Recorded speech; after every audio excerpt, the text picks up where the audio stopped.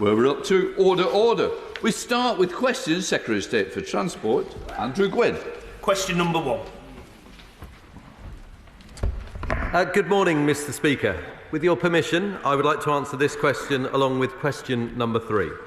Performance varies across the network and is dependent on both reliable infrastructure and strong operator performance. Where we have both, as on Anglia, passengers enjoy great performance, and I'm clear this is a standard for all operators to achieve, working with their Network Rail route counterparts.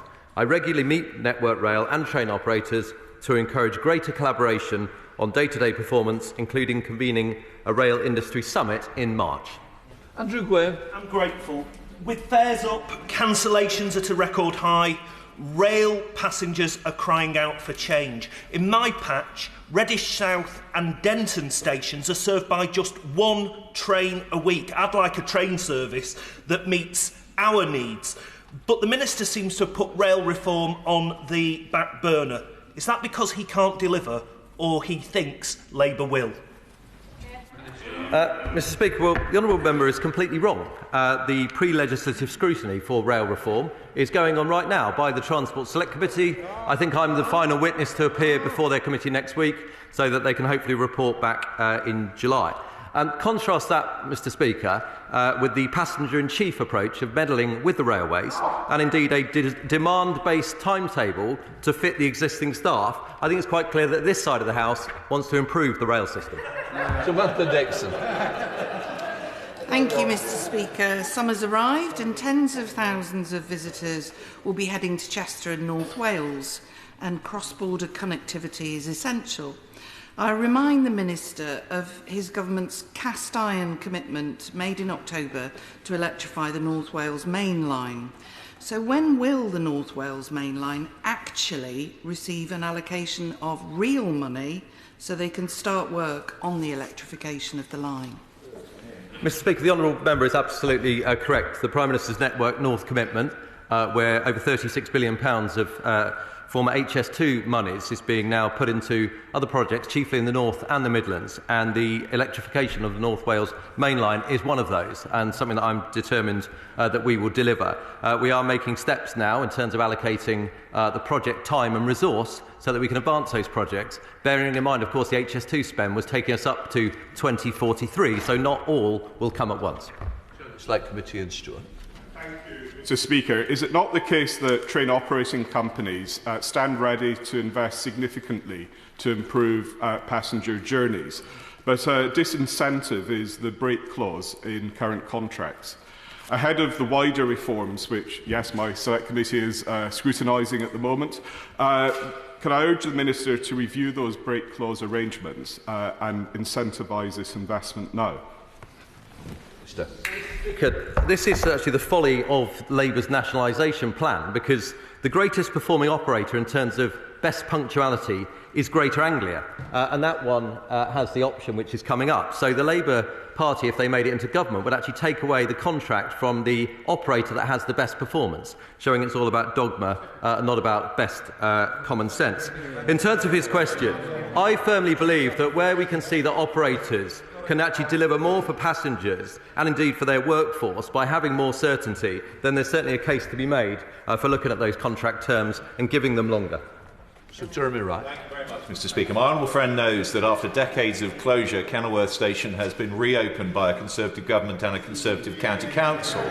But the reliability of services, indeed the variety of services through that station, would be significantly improved by the double tracking of the line between Leamington and Coventry. I'm grateful to the Secretary of State for the time he's already given me on this issue, but would my honourable friend do all he can to bring about this improvement, which will benefit not just my constituents, but also provide connectivity options the northern leg of HS2 no longer will? Mr. Speaker, my right honourable friend has been a champion of this project, and as he mentions, he met with the Secretary of State to discuss it. HS2 are making provision for this project to occur should the funding be available. The new local transport fund makes funds available to those parts where HS2 would previously have been delivered. So there's a great opportunity now for his transport authority to be able to fund the project that he has championed for so long. Shadow Minister Stephen Morton. Thank you, Mr Speaker. In the 5 years since the government first admitted that reform of our railways was needed, passenger services have gone from bad to worse, with now a train cancelled every 90 seconds, the worst statistics on record, with the Transport Secretary openly admitting that any reforms this side of an election are unlikely. Does the Minister understand why passengers have given up on this government doing anything to improve their rail experience? Mr Speaker, I just do not agree with that assertion. Bearing in mind post-privatisation and, of course, nationalisation to reverse this, passenger numbers have doubled. We've seen £100 billion invested in the railways by this government since 2010. And the key part to mention is when we look at performance, which of course we want to get better. So I take March, for example, 70% of trains are running to time, 2.9% of cancellations. The two biggest cancellation failures during March were one trespass, one suicide. The trespass alone caused 286 cancellations. So yes, there's more we need to do, but the team opposite would actually have a lot more credibility if they recognised the performance indicators and what parts we need to deliver, rather than just chucking dogma about nationalisation, which is a tired old, failed old policy. Thompson. Thank you, Mr Speaker. While we do not provide direct funding for drivers to obtain D1 licences, the Department makes available over £3 million a year through the Bus Service Operators Grant to community transport operators in England, who are predominantly charities operating vehicles that require D1 licences. They receive £1.60 for every £1 claimed, reflecting the increased costs faced by the sector and supporting them to continue delivering inclusive and accessible transport across the country. Thompson. Thank the Minister for that answer. And in Scotland, like across the rest of the UK, there's been a shortage of minibus drivers, with Brexit and a legacy of COVID fuelling crippling shortage in bus drivers. PCV, or passenger carrying vehicles drivers, can pursue careers in various fields, including public transport, tour and travel companies, school transportation and private charter services. So can I ask, what more can the government do to incentivise training of this sort? Well, he might not be aware of the recent consultation to reduce the age in respect of bus and HGV from 21 down to 18. But I would also encourage him to speak to his local Department of Work and Pensions. We are working very closely with them and with the relevant ministers at DWP to have sector-based work academy and skills boot camps to encourage greater participation by drivers. Stewart. Question number 4, Mr Speaker. Mr Speaker, the Local Transport Fund is a £4.7 billion fund that has been allocated to local authorities in the North and Midlands to fund a wide range of transport measures. The funding empowers local leaders to invest in the transport policies that matter most to people in their area, and this could include rail studies. Guidance will be published shortly to support local leaders in developing their plans, but this will rightly be a local decision. Thank you, Mr Speaker. Can I first of all congratulate my honourable friend for the award of £168 million to the East Riding to improve transport with potholes, bus shelters, whatever else it is in Beverley and Holderness. And the Minister is aware of my championing alongside Labour colleagues, Liberal Democrat colleagues, the councils across the whole area of the reopening of the Hull to York rail line through Beverley. And I'm delighted to hear him confirm today that this funding can be used to explore and produce a refined demand model for that railway. Could he confirm doing so?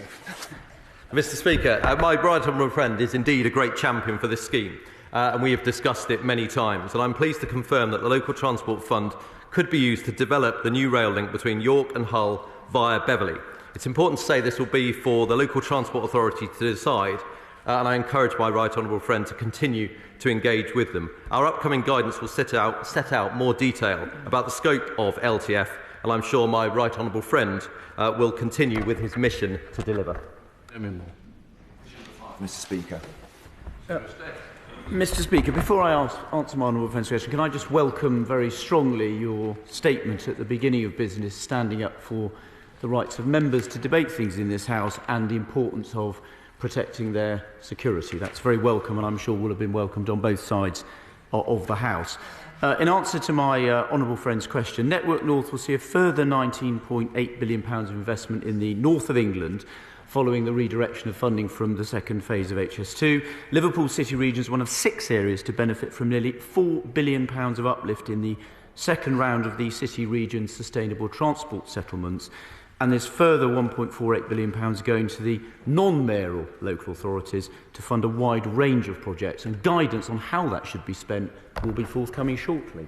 More. Thank you, Mr. Speaker. My right honourable friend knows how important rail connectivity is to my constituents, and it will be further enhanced by the reconnection of the Burscough curves, a project which is also supported by our honourable friend, the member for South Ribble, who has our own campaign for a rail station at Midge Hall. So, given the importance of these schemes which link areas, would he issue stronger guidance for transport authorities to have better links between each other rather than just within their own transport areas? Well, I thank my honourable friend for that. As he knows, I recently hosted a round table bringing together my honourable friend, his local authority, Lancashire County Council, local rail operators and other interested parties to discuss how to further develop the business case for the Burscough curves. He will be aware that we've allocated that money to the local transport fund. Lancashire County Council is going to get £494 million over 7 years, starting next year. So I suggest he continues that conversation we've had to urge them to look at developing that scheme, and we'll be publishing guidance encouraging them to do that, working with members of Parliament in the very near future. Coming of Coppell Station, Graham Stringer. When will the Secretary of State improve on the timetable at the time of Gladstone? Not entirely certain. Well, my honourable friend, the Rail Minister, set out very clearly the improved performance that we've seen this year. And look, we're very clear. We're bringing together with our rail reform that's being scrutinised in the House at the moment, the integration of track and train. That will improve things. We've recently reorganised a department, bringing in Alex Hines to link that together. That's how you deliver improved performance. We've set out those plans clearly. There's legislation before this House being scrutinised by my honourable friend's select committee. We look forward to their report, which I understand we'll get before the summer recess, to take those plans forward. Yeah. Sarah Bretliff. We welcome the £494 million in Lancashire, as you will also in Chorley. We've also been having discussions about what we want to see with that funding, whether that's at the Hare and Hounds junction in Clayton or just fixing potholes across the constituencies. But, Mr Speaker, one of the really important things in Hyndburn and Hassenden is making sure that our train stations are accessible for everybody. So we currently have a few bids in, including Church and Oswald Twistle and Rishton. Will the Secretary of State look favourably upon those bids? Well, I'm grateful for my honourable friend welcoming the money that's going to go to her local authority, and we will make it clear in that guidance, Mr Speaker, which I hope will be welcome to you as well, that local authorities should very much involve their members of Parliament in discussing those priorities. And I hope every member of the House in the North and the Midlands, where those local authorities get net funds, will take advantage of that. On her specific point about accessibility and our Access for All programme, as she knows, a number of bids were made. Those are currently being scrutinised, and in the very near future I hope we'll be able to set out which ones are going to be funded. So I urge her to wait for that announcement. I wish her good luck. I obviously can't prejudge that, but I hope she's successful. Thank you, Mr Speaker. Train fares have risen almost twice as fast as wages since 2010. Can the Secretary of State explain why that is? Well, the Honourable Lady will know that over the last 2 years, the government made significant interventions to keep rail fares rising no faster than the rise in people's wages. But she also knows that you have to balance the fare box against the taxpayer, and she will know that post-COVID, the taxpayer has put £31 billion over a couple of years to protect the rail industry because of the pandemic. Passenger numbers have not yet recovered to the numbers they were beforehand. That's the reason why it's important that we get rail companies as soon as we can on contracts which incentivise them to drive up the number of passengers using the service, which is how we will reduce the call on the taxpayer and also enable rail fares to be kept competitive. Richard Fuller. 6, please, Mr Speaker. Thank you, Mr Speaker. For Connection Stage 1 of East West Rail, I was pleased to attend an event in March to mark the completion of work on the final section of track connecting Bicester and Bletchley, with services expected to commence next year. The spring budget announced £240 million to accelerate work introducing services between Oxford and Bedford by the end of the decade, and following the announcement of the preferred route alignment between Bedford and Cambridge last May, a statutory consultation is due to launch this summer. Richard Fuller. Speaker, the connection of East West Rail from Bedford to Cambridge will cost the taxpayer an enormous amount of money. The Minister knows this because he was at the Select Committee sitting right next to the Permanent Secretary when she said so, although apparently it's okay because a few landowners and developers will make shed loads of money out of planning gain. Meanwhile, the latest Chief Executive Officer of East West Rail has scarpered because couldn't stand the heat in the kitchen. And as the Minister has said, East West Rail is progressing with a statutory consultation, having completely fluffed the first consultation by not contacting the right people, by holding it over the summer months while people are away. And all the time, this is being driven by the Economic Growth Board in the Treasury, which meets secretly and tells people nothing. So what can the Minister tell my constituents about this project? Mr Speaker, well, I thank my honourable friend for his question. He was indeed in the same room as I was when I was with colleagues, and it's an important aspect to it, from Treasury and Department for Levelling Up, as well as our own Permanent Secretary, to discuss the cross-governmental coordination that's going to be required to unlock all of the economic benefits. And of course, as he knows, and we won't necessarily agree on this particular point, I believe East West Rail is critical in delivering a workforce to Cambridge, to allow Cambridge to then compete with the likes of Boston and those cities in Southeast Asia, so that those pioneers actually have a workforce and that we can keep Cambridge and indeed Oxford motoring on that basis. Let's go to Cambridge on that basis. Daniel Zhang. Thank you, Mr Speaker. And indeed, some are more positive about the improved connectivity potential in and around Cambridge. But the Minister will be aware that his colleagues in the Department for Housing, Levelling Up and Communities have recently established the Cambridge Delivery Group, which is looking to create 150,000 additional homes, which will in turn create a whole series of transport challenges. So I wonder if you could tell the House what structures are in place to make sure there's proper dialogue between his department, DLUC and East West Rail. Thank you, Mr Speaker. Well, the East West Rail Growth Board, which, as my honourable friend pointed out, is being led by the Treasury, will be critical to ensuring we have that joined-up approach. It's absolutely essential that we do look at this as a sort of economic opportunity for the area. But I do appreciate, and I've met with my honourable friend's constituents as we both travelled around, that there is impact where there is housing. But I would also make the point that if we don't have a workforce, then Cambridge and that region will not be able to compete on the global stage, and we won't see the pioneering scientific and biohealth developments that we see from Cambridge, and that's why I believe this railway is critical. LeBron. 7, Mr Speaker. Mr Speaker, the UK boasts a strong and highly competitive bus manufacturing industry. Manufacturers have benefited significantly from government funding as we work with industry to decarbonise the bus fleet. More than 5,200 buses have been funded across the UK since February 2020, with UK bus manufacturers supporting many of them.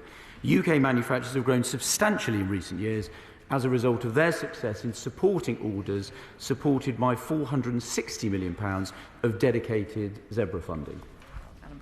Alan Brown. Mr Speaker, the rally is this UK Government could do much more. At Tuesday's session of the Transport Select Committee, Mick Whelan of Aslev said in Germany they have German trains, in Italy they have Italian trains, and before they award a government contract they look at their supply chains, future apprenticeships and all things associated with those contracts. So why does the UK continue to destroy its own industrial base by refusing to implement similar procurement policies for all transport manufacturers, including buses, where there's too big a reliance on Chinese imports?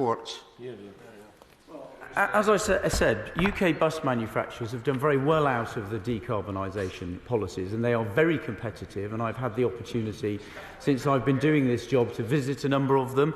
On his specific point about if he believes there's unfair competition from imports, then he knows there is an independent statutory body, the Trade Remedies Authority, whose responsibility is to look at importers where they think there is dumping. If he has any manufacturers that he's aware of who think there is evidence of that, then they should provide that evidence to the Trade Remedies Authority so it can conduct an investigation as appropriate. We now come to Shadow Minister Sam Letwood. Thank you, Mr Speaker. The UK has a proud bus manufacturing history, from London's iconic original route masters to Alexander Dennis's next generation of hydrogen double-deckers used today in the Liverpool City region. As operators and local authorities decarbonise their fleets, UK manufacturers are ready to power that green revolution. But our bus makers are at risk from cheap models imported from overseas. This week, a major UK operator is preparing to procure Chinese-built buses for tens of millions of pounds due to cost pressures and because this government has not set out a full industrial strategy since 2017. So can the Secretary of State tell the House what will he do to back British bus manufacturers and secure their role in this green revolution? Well, the honourable gentleman will know that it is not actually possible, given our International Trade Organisation commitments under the WTO, to specify that people have to buy British buses. But he will also know that British bus manufacturers that he set out are actually very competitive, and the government's made available support through our Advanced Propulsion Centre and UK Export Finance to support their businesses. As I said to the honourable gentleman, if the honourable gentleman thinks there is any unfair competition with subsidised imports, then the Trade Remedies Authority has all the tools at its disposal to deal with that. Yes, we absolutely back British buses. We've got fantastic manufacturers. I have confidence in our manufacturers that in a fair competition, our bus manufacturers are able to take on the world. Wright Bus, for example, has had £76 million of support from UK Export Finance to support its ambitious exporting strategy. It's a shame he doesn't have the same faith in British industry that we do. SNP spokesperson Gavin Newland. Thank you, Mr Speaker. Deary me, Mr Speaker. We've confidence in the bus manufacturers. It's a pity the government don't. That's the problem here. Because unlike the Scottish SULEB schemes and Scottish ZEB schemes, the Zebra scheme has been a failure, and no spin from that box can deny that, and it's our bus manufacturers paying the price. But we must learn from this, and we can start by encouraging those purchasing zero-emission buses to place greater emphasis on social value and wider environmental and economic impacts on evaluating tenders. But the government must take responsibility. So will he look into conducting a cross-government review into prioritising domestic manufacturing within existing legal frameworks? Well, it's absolutely the case that in the tenders that people put out, they are absolutely able to put in social value. And my understanding is that is what local authorities do. What they are not allowed to do is have a specific commitment to buy from a certain provision. And look, he has to decide whether he has confidence in the fantastic companies that he set out. In a fair competition, I believe that some of the companies he mentioned, some of which I've heard, absolutely can win against competitors around the world. If he thinks there's unfair competition, if he thinks those companies are being subsidised, then we have legal structures with the Trade Remedies Authority to give them the evidence, and they have the tools to do the job. Bus comes along, the second one does, with Andrew Bridgen. Question number 8, Mr Speaker. Mr Speaker, the Government has provided over £4.5 billion to support and improve bus services since March 2020.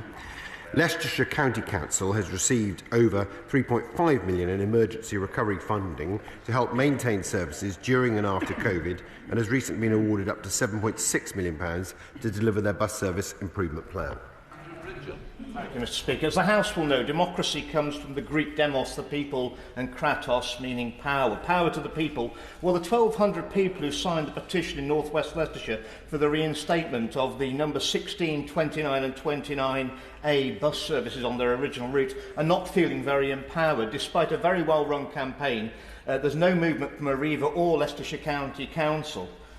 What can the Minister responsible do to help my constituents?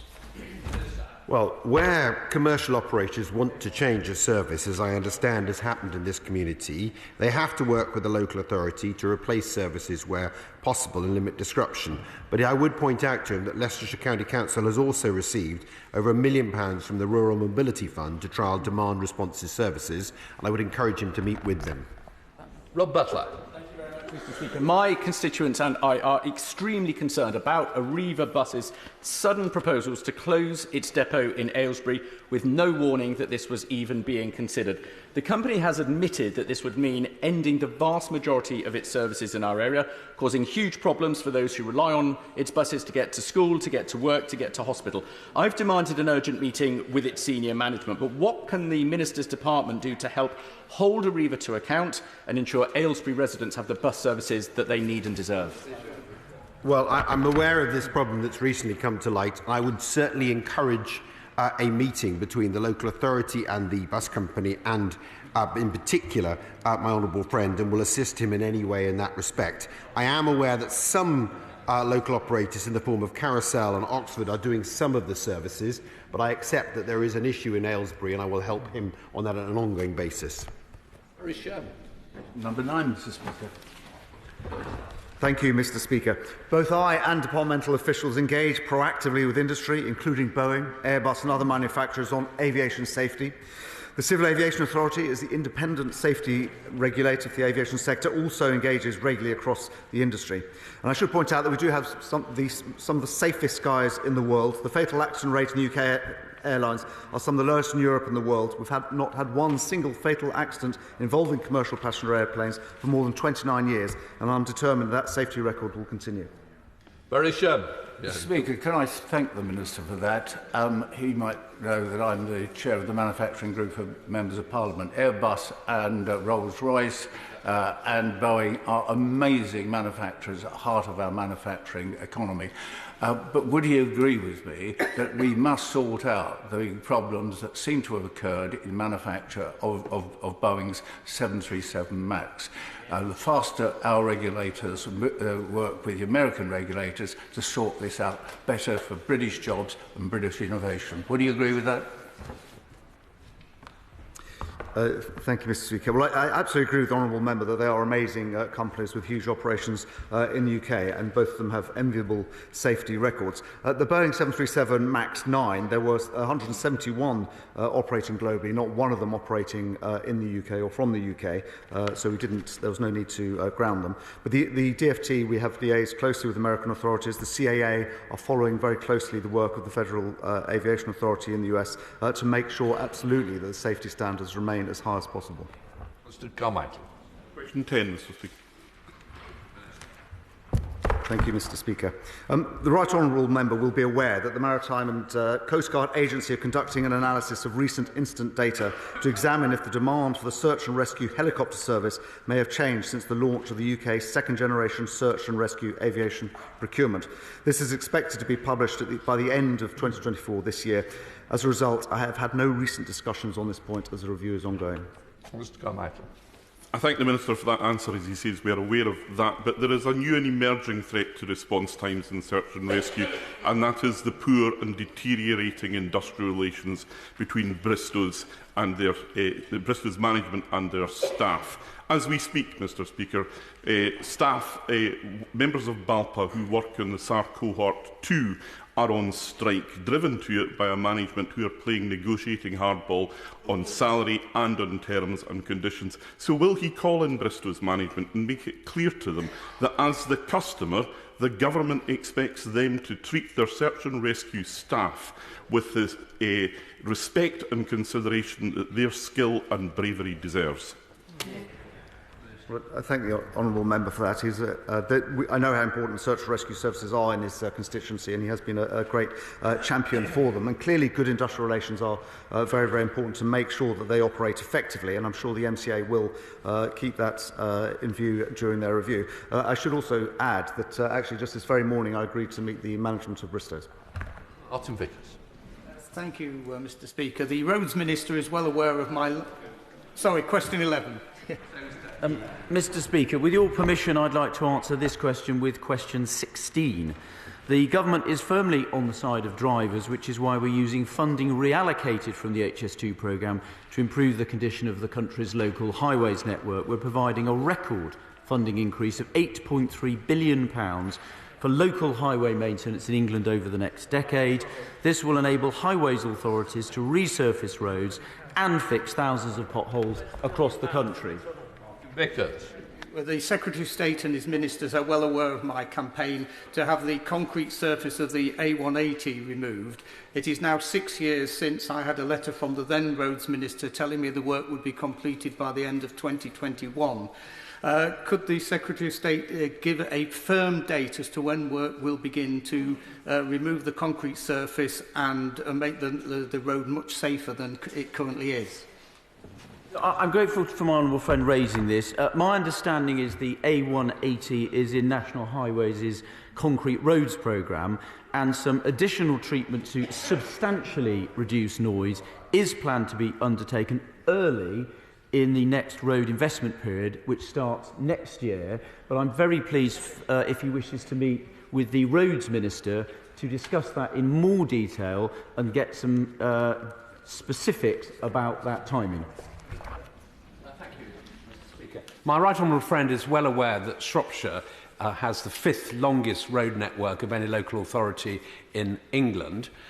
He's made very welcome announcements last autumn about a significant increase in funding to repair roads and to improve them. I think 150 million last autumn, and then a second announcement in February with the HS2 reallocation of £136 million. Could he confirm to me and other Shropshire MPs what this will mean in practical terms in relation to the amount of money to be spent on roads during the next Parliament? So, my right honourable friend is correct that Shropshire County Council will get two pots of money, a minimum uplift of £153 million from 2023 to 2034 for highway maintenance, and a further £136 million under the new Local Transport Fund starting next year for 7 years, and those funding figures represent a significant increase on what they would otherwise have received, and we will set out more detail about the guidance on how to use that money shortly. And as I said in earlier questions, members of Parliament will be involved in setting those priorities. Mr. Speaker, Somerset is unfortunately home to tens and thousands of potholes. Persistent flooding makes this problem worse, but so does the lack of attention given to improving the future resilience of our roads. So does the Minister recognise the importance of future-proofing our roads with specific funding for local authorities to spend on such measures, as opposed to pothole funding that acts as only a temporary sticking plaster? Please you ask that question. I absolutely do. Part of the point about giving local authorities that significant increase in funding, but also setting it out over a 10-year period so that they have certainty over that longer period, is exactly so that they can move away from dealing with pothole filling and actually have a proper road resurfacing programme. That funding will pay to resurface more than 5,000 miles of roads, thus I think delivering the improvement to her constituents that we all want to see. Thank you, Mr. Speaker. And residents in West Fenham recently said to me that car mechanics must be the main beneficiaries of Conservative transport policy, given the steady flow of work from them caused by the terrible state of the roads. A local authority survey says it's the roads are in the worst condition for 28 years. AA call-outs are at a 5-year high. How can he possibly say he's on the side of drivers when the roads are in such a terrible condition? The Honourable Lady is just demonstrating why the fact that we've decided to allocate a very significant, unprecedented increase in spending on improving local highway maintenance is exactly the right thing to do. I don't know whether she's noticed. In my area, I've noticed my local authority is actually busy resurfacing roads across my constituency and across the rest of Gloucestershire. The money we're providing will enable every local authority to do that over the coming decade. Shadow Minister Bill Esterson. Thank you, Mr. Speaker. Well, at the last transport questions, the Secretary of State suggested that drivers know what they're getting with a Conservative government. Well, drivers know one thing they're getting from this government: more potholes. 100 times as many as there are craters on the moon. RAC patrols attended 33% more breakdowns related to poor road maintenance than in 2022. Meanwhile, AA call-outs were at a 5-year high. The road repairs backlog has gone up to an eye-watering £16.3 billion. That's far greater than his allocation of money from scrapping the northern leg of HS2. So isn't it abundantly clear to drivers and to everyone else that it will take the election of a Labour government to fix Britain's roads, just as it will take the election of a Labour government to fix Britain? I'm delighted he's asked that question, Mr. Speaker. I am, because we've set out our plan very carefully. £8.3 billion of extra money to improve the quality of local roads. The party opposite has not backed that plan, has not committed a single penny of money to local roads. So, Mr. Speaker, the choice is clear. If you vote Conservative, you get £8.3 billion spent on roads. If you vote Labour, you get none. Oliver. 12, sir. Thank you, Mr. Speaker. Our monthly meeting is held with Network Rail and East Midlands Railway to discuss the introduction of the new bi-mode trains. These meetings include notification of the latest delivery timescales, which Hitachi have provided to the operator, an update on mobilisation plans and related infrastructure upgrades. The aim is for the new trains to be phased into passenger service throughout 2025. I welcome the phased introduction of the bi-mode Class 810 Aurora trains on the Midland Main Line through Kettering next year.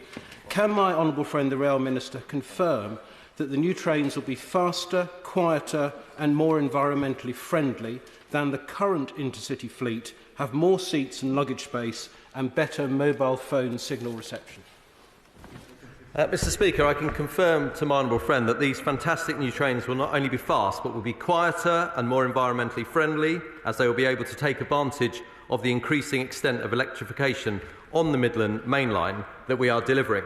They will indeed have more seats, indeed 19% more seats per a 5-car train, and they're designed for greater comfort and more luggage space. And bearing in mind my honourable friend is one of the hardest working MPs for his constituents, he'll be delighted, as will they will be delighted, that there will be enhanced Wi-Fi and mobile phone reception, making his productivity even greater. Question 13, Mr. Speaker. Thank you, Mr. Speaker. I'm pleased to say that the Gallows Corner scheme was recently approved at outline business case stage with over £50 million worth of backing by the Department for Transport. My officials are liaising with the Transport for London to progress the scheme to the next stage in the process, and I look forward to TfL submitting the final business case for approval. Speaker, I thank the Minister for his announcement on the funding for a makeover of Gallows Corner flyover, but I fear we must do better. This is a major junction connecting the eastern side of Greater London with Essex, where the A12 and A127 join together. My constituents from Romford and the wider Essex region will be disappointed that we are not getting a fundamental restructuring of this junction to address the safety and congestion issues that I've highlighted for decades.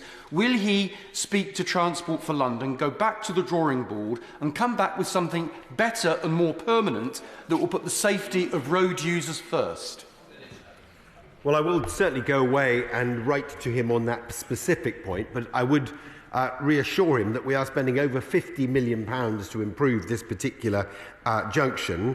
And clearly, if my honourable friend has concerns about the scope of the works, I would urge him to take those up with TfL, because it's for TfL to develop the full business case, which is then submitted to the Department for approval, which we hope will be later this year. Sam Terry. Mr. Speaker. Thank you, Mr. Speaker.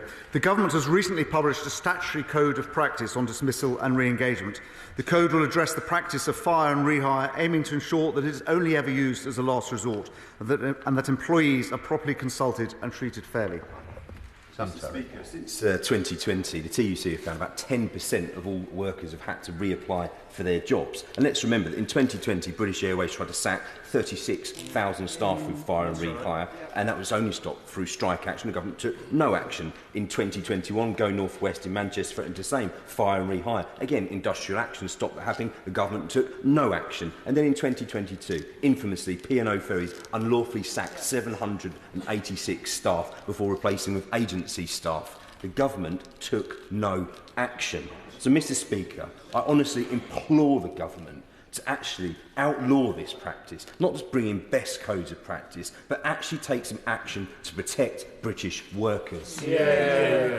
Thank you, Mr. Speaker. Well, after the P&O incident where workers were indeed treated totally unacceptably, we introduced a whole range of measures set out in our 9-point charter for it, including legislation, the Seafarers Wages Act, which will come in this summer.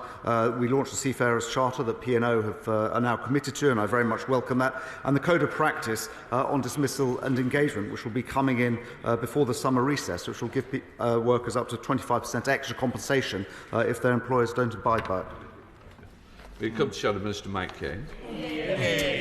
Thank you, Mr. Speaker. The UK minimum wage is £11.44 an hour, but last week here in Parliament, Peter Heatherwaite, the CEO of P&O, admitted that they pay seafarers £4.87 per hour. This has been an awful breach of trust. What more will the Minister do to stop companies acting like the modern-day pirates of the high seas when it comes to fire and rehire? Thank you, Mr. Speaker. As I mentioned in my previous answer, there's a lot of the practices in PO have indeed been totally unacceptable, and that's on the issues of minimum wage. That is why we introduced the Seafarers Wages Act, which will ensure that seafarers operating on regular services in UK water get the minimum wage. We've also coordinated with legislation in France to ensure there's a minimum wage corridor for all the services operating between the UK and France, and that will give the workers the wages that they deserve. Come to SNP spokesperson Gavin Newlands. Thank you very much, Mr. Speaker. It's 2 years since the reprehensible actions of P&O and Peter Heatherwaite's calamitous appearance in Parliament. It's 4 years since Willie Walsh and Alex Cruz, then CEOs of IAG and BA, shamefully threatened thousands of British Airways workers with fire and rehire, having refused government COVID assistance. So on Tuesday I asked the Minister in this chamber to confirm whether the new fire and rehire code of practice the Minister mentioned would have prevented this threat from being made. He could not do so. So ask the Minister the same question, and if not, why not, and what's the point? Thank you. In addition to my earlier answer, I should point out, Mr. Speaker, that actually in the case of P&O, that it is being investigated by the Insolvency Service, and that investigation is ongoing at the moment, and I await the outcome of that investigation. But the point of the Code of Practice is to make sure that hire and fire is very much a last resort, and if employers breach it, then employees can get up to 25% greater compensation, and the government has made sure that that's the case. Topicals, Lawrence Robertson. Topical question number 1, Mr. Speaker.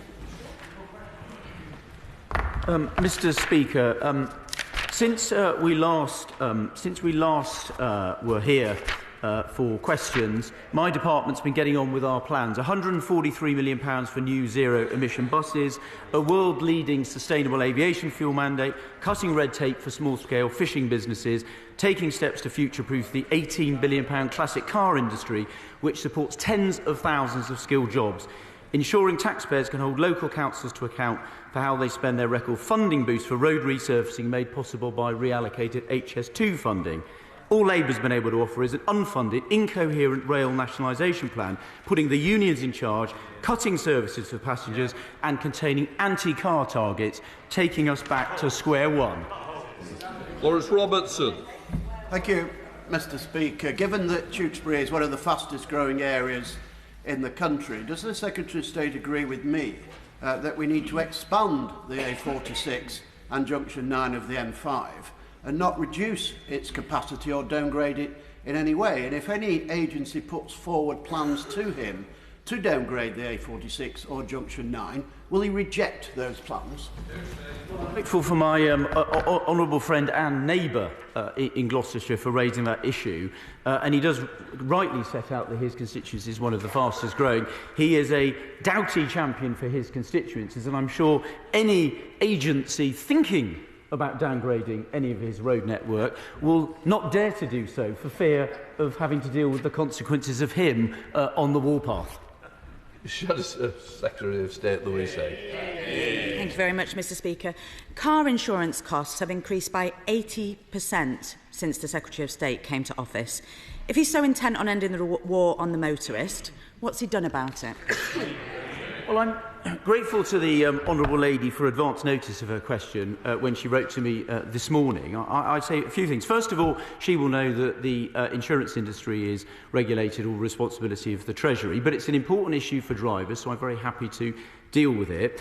I read her letter that she sent me with great care. I notice it contains no plan, not a single proposal to actually deal with the cost of insurance, whereas my honourable friend this week chaired a roundtable with Treasury ministers and the industry looking at these important issues which are in force also across Europe. The final thing I'd say, having read her letter carefully, where she takes the pop at postcode pricing, which is of course about pricing according to risk. That seems to me, and I'm sure she can't really be proposing this, that she puts up insurance costs across the country to reflect the Mayor of London's failure to grip crime in inner London. Louise Haig, it is topicals, folks.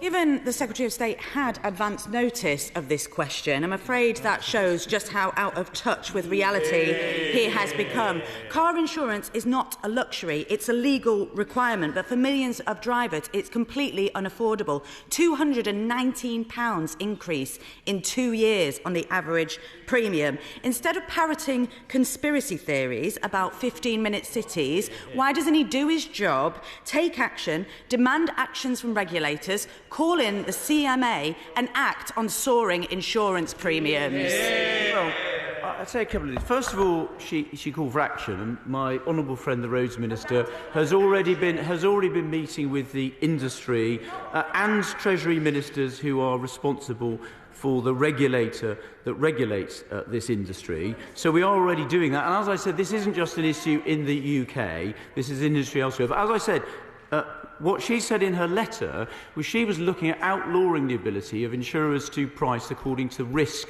in local areas. And I'm sure people have noticed that she hasn't denied that, so people will know that what she's proposing is across the country people will face higher costs to reflect the higher crime that we see in inner London, where her Labour mayors fail to get a grip. Matt Hancock. Thank you very much, Mr. Speaker. Will the Rail Minister join with me in the campaign to save Brandon Station? It's a beautiful listed building. It's been out of use for years and years.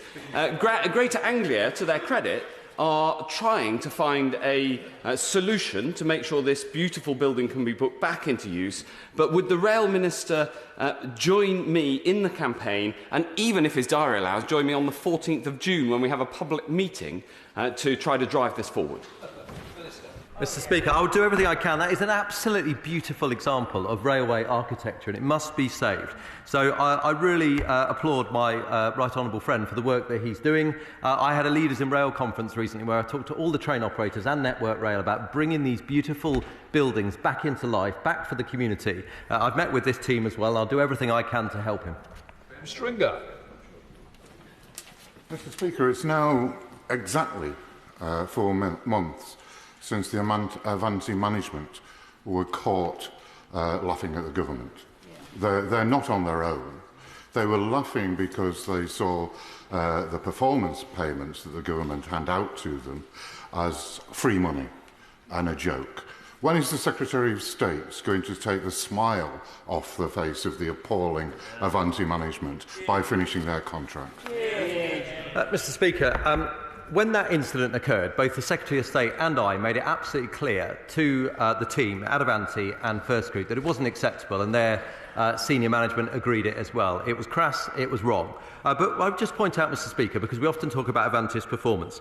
So since the overtime agreement has been put back in place, it had been withdrawn by ASLEF, that's what caused the start of the difficulties. I looked at the first week data in May, pretty much all 0% cancellations from Avanti-induced incidents. So matters are getting better, and where they are better, we should applaud the staff. Rob Butler. The condition of our local roads is the #1 concern raised with me by residents of Aylesbury, whether that's potholes, congestion caused by countless utility works, or simply not enough road to cope with all the new houses that have been built. So can my right honourable friend reassure local residents that it is under this Conservative government and our excellent local Conservative council that Aylesbury's roads will improve for my long-suffering constituents? Well, I recently met with his council leader, Martin Tett, who's doing a fantastic job, aided by record investment by this government of £8.3 billion for road resurfacing, aided by the street works consultation that we're doing, which will crack down on utility organisations and ensure that they work much faster and in a much better way. And we are also giving extra funding on an ongoing basis. Sir Owen. Speaker, every day that Hammersmith Bridge remains closed is a reminder that this government cannot be trusted to fix even the most basic problems. Does the Conservative government have any intention of keeping the promise they made in 2019 and fixing Hammersmith Bridge? Here. Speaker, the bridge is owned by the borough of Hammersmith and Fulham, which is not a Conservative borough. So I'll just correct the record there. There are two phases that they're working on. Stabilisation, which will permanently ensure access for pedestrians, cyclists and river traffic. And despite not being the owner, the government has put money into that. And of course, the next phase is strengthening. We'll do everything we can to work with the owners of the bridge to make this happen. For the Honourable. Junction A on the A14 is a crucial piece of future road infrastructure to support Kettering's housing expansion. Should North Northamptonshire Council approve the relevant planning application this coming Monday, will my honourable friend, the Roads Minister, reconfirm his commitment to give the proper direction this project needs to proceed apace, to visit the site with me and to arrange for me to meet with National Highways to ensure progress? Yes, yes and yes. Chris Webb. Thank you, Mr. Speaker. Blackpool is experiencing the scourge of unlicensed taxis in our treasured seaside resort. Uber and similar companies who have no operating licence in Blackpool are allowing passengers to use their unlicensed taxis uninsured, creating a real public safety risk. These unlicensed taxis are parking in local ranks illegally, taking fares from our hard-working, rule-abiding Blackpool taxi drivers. What is the Minister doing to tackle these unlicensed drivers, and will he meet with me to discuss this issue in my constituency? Well, first and foremost, can I welcome the honourable gentleman to his place? He is a worthy winner, and I am delighted to see him in the House, and I wish him good fortune. However, in respect of this matter, the government has published updated taxi and private hire best practice guidance for licensing authorities in England. In respect of this, I will write to him in detail and set out what the particular points, and then we will see whether a meeting is required thereafter. Sir Jeremy Quinn. Horsham, a significant problem with car racing on specific stretches of road. Would my right honourable friend agree there is a role for speed cameras in deterring those activities and the real risks they represent? Well, I'm grateful to my right honourable friend for raising that issue and that important matter of road safety. He is right. There is a role for speed cameras, and decisions for enforcing those speed limits are obviously for the police and local agencies. I know he has raised this issue with them. I hope our exchange today will continue to put pressure on them, and that campaign that he's running to ensure safer roads for his constituents, I hope, is successful, and I hope the police take note. Andrew Bridgen. Speaker, I was pleased late last year when Hawley Junction and Ely North Junction I was told they were going to be funded, but I have to say I've become very frustrated by the slow progress since then. I talk to the department and I hear all right noises, but when I talk to Greater Anglia and Network Rail, all I hear is frustration at slow progress. Can the Secretary of State promise me that we'll get on with these crucial projects, crucial for Ipswich and Suffolk and East Anglia in general? Mr. Speaker, I could give that assurance to the honourable member, and I did pick up something that I think his Labour opponent had stated about the fact that the Conservatives had not promised to deliver this project. The Prime Minister in October set out that we would deliver Ely and Hawley. It's been a project the Department has been really keen on, really good for freight, really good for our freight growth target. I will meet both with him and his colleagues that support this to show them the steps that we are taking to get this vital project underway. Era Wilson. Speaker, the Secretary of State will be aware that courts yesterday awarded £25 million of compensation to 1.4 million passengers who were overcharged for rail fares between 2015 and 2017 by Stagecoach South Western Trains, the predecessor franchise to South Western Railway. Will he ensure that affected passengers are not left out of pocket and get automatic redress rather than having to make a historical claim? Speaker, I've been meeting with the operators with that regard. I'm very happy to write to her and set out exactly what the conclusion of those conversations will be. I'm keen to ensure, as I always am, that passenger and consumer interests are protected and preserved, so I will write to her. Thank you, Mr. Speaker. Can I thank the Secretary of State and indeed the Rails Minister for their support in seeing Folkestone Station in my constituency upgraded, not least improvements to the lifts. It has run into a few technical problems and financial problems. Could I ask either the Secretary of State or the Minister to update the House? Mr. Speaker, it was from this dispatch box I promised my right honourable friend that this project would be delivered, and I will continue to give him that assurance. I am sorry those delays have taken place. I've been speaking to the team this week at some length about this station. He knows I'll come and visit him at the station, and I will have some more concrete news for him. Morris. How reliable are the key performance indicators that the train operators are quoting that the Rail Minister mentioned earlier?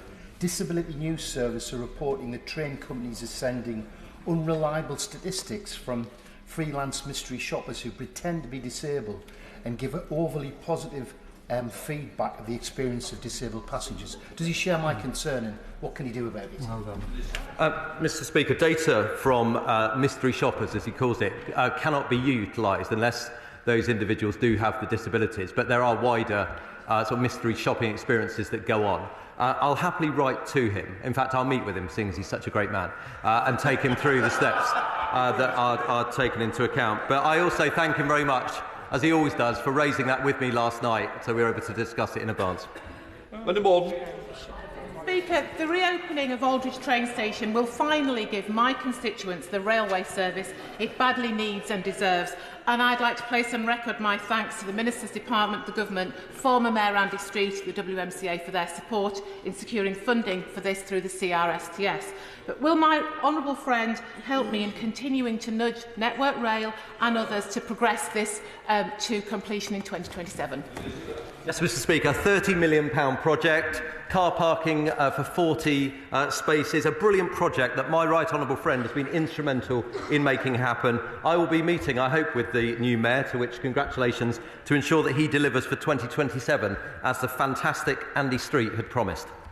Thank you, Mr. Speaker. More people are killed by cows and lightning than by dangerous cyclists, yet around 5 people a day are killed on our roads by motor vehicles, a level that has flatlined under this government. So when will the Transport Secretary publish the long overdue strategic framework for road safety? Well, the Secretary of State took a particular decision on road safety yesterday.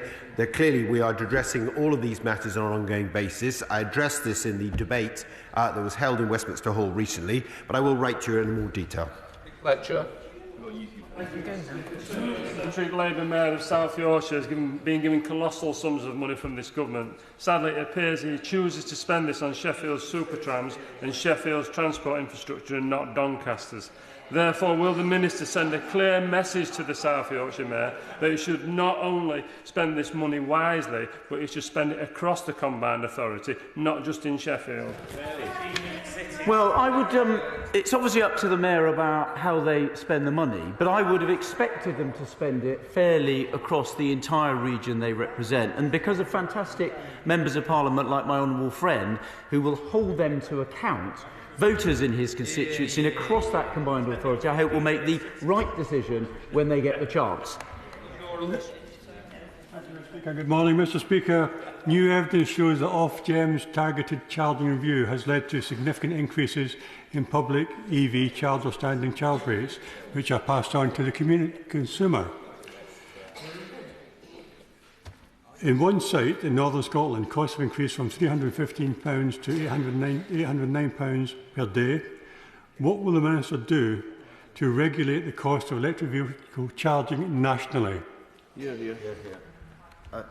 Thank you, Mr. Speaker. And I thank the honourable member for this issue on the Minister responsible for electric vehicles. And indeed, the cost of charging is a concern to many EV drivers. On the particular question that he raised about standing charges for charge point operators, I in fact met with the Chief Executive of Ofgem, the regulator, just earlier this week to discuss that exact issue, and this is one of the things that they are looking at. Can I just ask the Minister how he's working to improve the supply of rolling stock orders to give customers better experience, but more importantly, companies like Hitachi orders to bid for? Well, Mr. Speaker, as an example, just yesterday, an invitation to negotiate was sent out by South Eastern to 5 train manufacturers, one of them Hitachi, so well supported by my honourable friend who's a champion for them.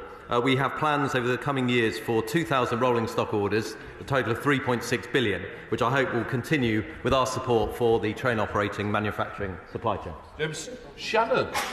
Mr. Speaker, one of the concerns that the road safety organisations and the driver licence, those who are instructors have said, is that young drivers should have some experience when it comes to night driving. Is it the Minister's intention to ensure that it comes to those who pass a test that night driving becomes part of that test? Well, clearly the honourable gentleman knows that the test has got more difficult and more onerous for an individual, so we've made it much harder to pass in the first place, but clearly we are looking at all aspects of post-test passing on an ongoing basis, but I also will take it up with him personally. Greg Smith. Thank you, Mr. Speaker. I was grateful to the Roads Minister in his answer earlier to work with us in Buckinghamshire to find a solution to the crisis created by Arriva withdrawing bus services. But will he agree with me that companies that have been all too happy to take taxpayer subsidy have a moral duty to maintain those services or give the money back? We certainly expect them to engage with the local authority to make sure that there is a provision of alternative service. That is what we intend to make sure happens. Alan Brown. Mr. Speaker, the Government's recently announced yet another consultation support mechanism for the production of sustainable aviation fuel. Meanwhile, other countries across the world are getting on with it, producing SAF at scale. So when is the Government actually going to get the mechanism in place, and will they meet what was actually an unambitious target of 5 SAF plants by 2025? Thank you, Mr. Speaker. We did indeed on April the 25th publish the SAF mandate requiring 10% SAF across the aviation industry by 2030 and the revenue certainty mechanism consultation. It's an 8-week consultation. I've been inviting all the industry to respond to it. We've got to make sure we get it right, and we will produce the final result very, very shortly after that. Final question, Iain Levy. The Moor Farm roundabout in Cramlington. This is not a roundabout for the faint-hearted. In fact, many of my residents have told me they actively avoid it. This is exactly why I had the roundabout cleaned and remarked recently. However, more work needs to be done. Would my right honourable friend please agree to meet with me to discuss a more permanent solution and discuss the progress I have made with Northumberland County Council and National Highways? As someone who knows that roundabout very well, Mr. Speaker, I would be delighted to meet with my honourable friend and delighted to continue the good work that Northumberland County Council are doing to upgrade and improve the area. Yeah. Right, that completes questions.